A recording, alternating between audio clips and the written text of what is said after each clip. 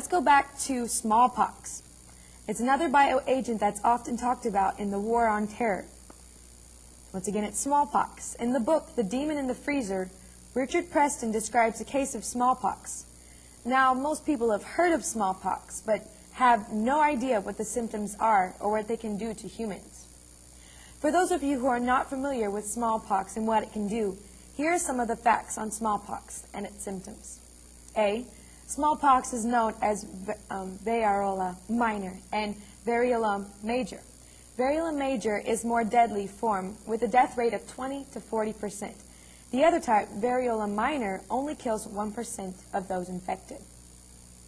Smallpox has an incubation period of approximately 12 days. It attacks skin cells by day 14 or 15, where the infection becomes obvious.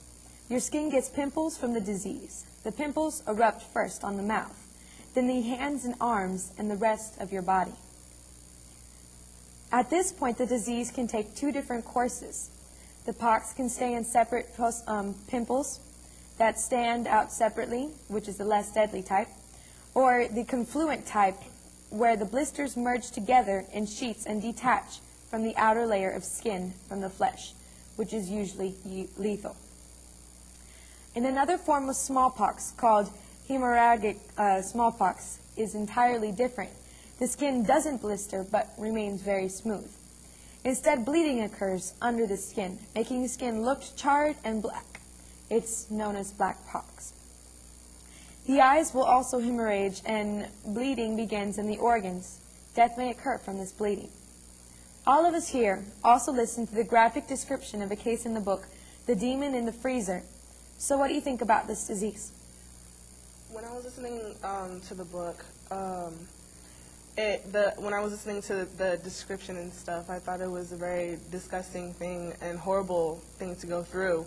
And I think that after hearing about all of this, I think that we should definitely be more concerned about smallpox.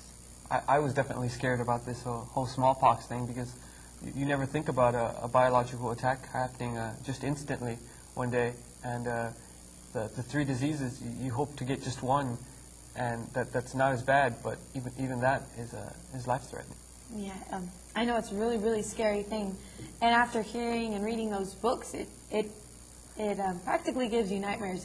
It's hard to go to sleep at night. I mean, I've had dreams of zombies because it's a very zombie-like thing. So, currently, there's a concern that smallpox has been or may be sold on the black market as a terror weapon. There have also been some cases in history where it was used, whether intentionally or not, as a weapon. Can you think of a case in past history where smallpox was maybe used as a weapon?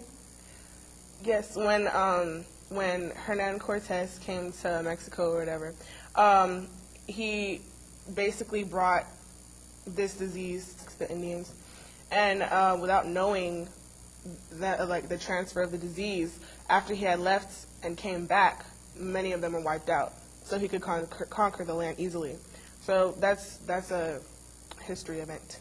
Another example is when the British soldiers came to America, and in order to relieve the Indians from their territory, they intentionally gave them smallpox blankets that were ridden with smallpox to kill off most of the Indians, and so that it would be very easy for them to take their land. I don't understand, because the Indians did all their hard work. Smallpox was supposedly interdicted in 1979. Destruction of the virus was ordered in 1993. However, cultures of the virus are kept by the CDC, which is the Center of Disease Control, in the U.S. and at the Vector Research Labs in Siberia, which is in Russia, where troops guard it. However, it's feared that it may exist in research collections of microbiologists or in military biological warfare programs in unknown areas. Why do you think some of these labs may still harbor the virus, and what do you think their intentions might be?